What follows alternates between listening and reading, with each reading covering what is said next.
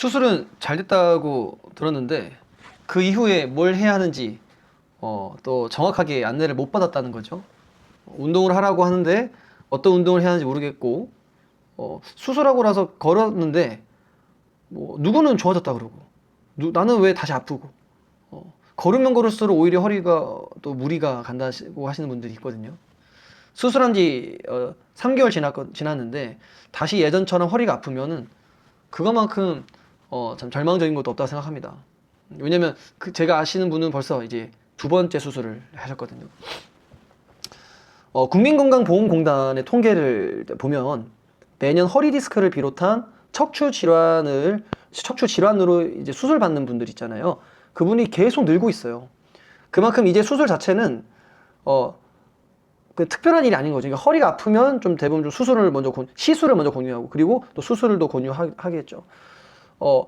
갑자기 바로 수술을 권유하신 분이 있다면 저는 한 병원 2곳은 더 한번 가봐야 하지 않나라고 저는 이야기를 많이 합니다. 왜냐면 이제 원장님들마다 서로 바라보는 관점이 다르거든요.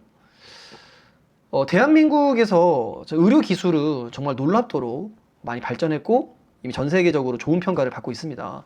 실제로 이제 수술 자체는 정교하고 안정적으로 이루어지고 있어요. 그런데 이제 구조적인 문제가 해결됐다고 해서 기능적인 문제까지 해결된 건 아니죠. 이 두 가지는 좀 다른 이야기거든요. 구조적인 문제가 해결됐다고 해서 기능적인 문제가 해결된 것은 아니라는 겁니다. 그럼 왜 수술만으로는 이제 부족한 걸까라고 생각해 보면 제가 이제 몇 가지로 나눠 봤는데 첫 번째는 수술은 어떤 통증의 원인이 된 구조물을 손보는 과정이죠. 이제 그 구조물에서 왜 손상됐는지는 나오진 않죠. 그냥 결국 피해자를 해결해 준 거니까.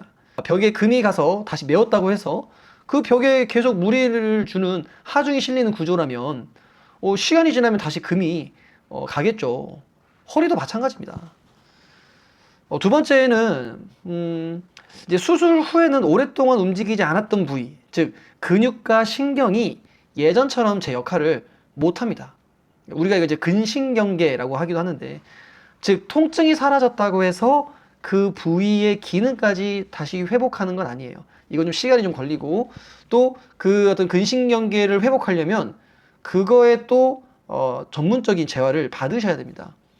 그래서 이 시기에는 적절한 자극을 주지 않으면 근육은 계속 약해진 채로 남게 되고 또 몸은 또 다른 부위로 그 부담을 떠넘는 어떤 보상작용을 하게 됩니다. 세 번째는 이제 수술 전에 오랫동안 아팠던 분들일수록 그 통증을 피하려고 하는 통증 회피 반응이 나타나요.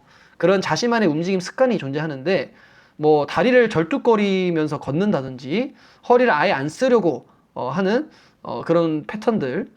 그러니까 수술이 끝났다고 이런 습관이 갑자기 또 자동적으로 사라지는 것은 아니라요.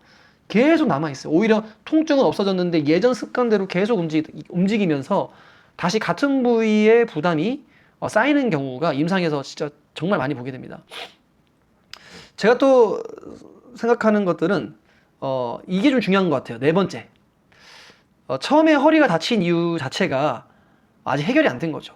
허리를 다치는 습관이 몸에 배어 있는 겁니다. 아주 간단하게 말하면.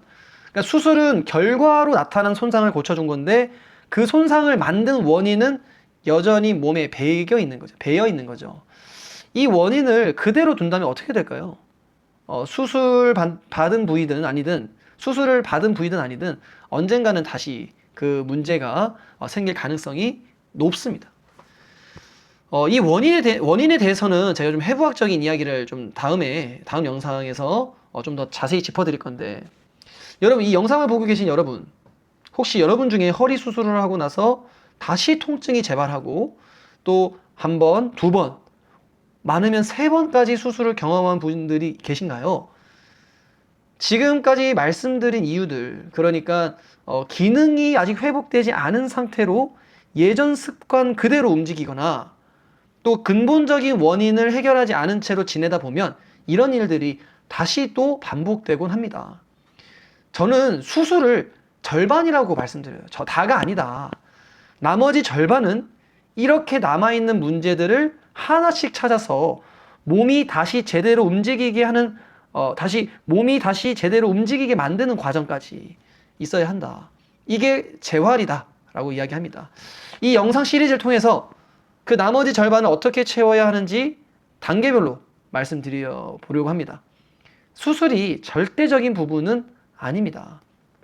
수술이 잘 끝나셨다면 이제부터는 내 허리는 내가 지킨다는 마음으로 같이 가보셨으면 좋겠습니다.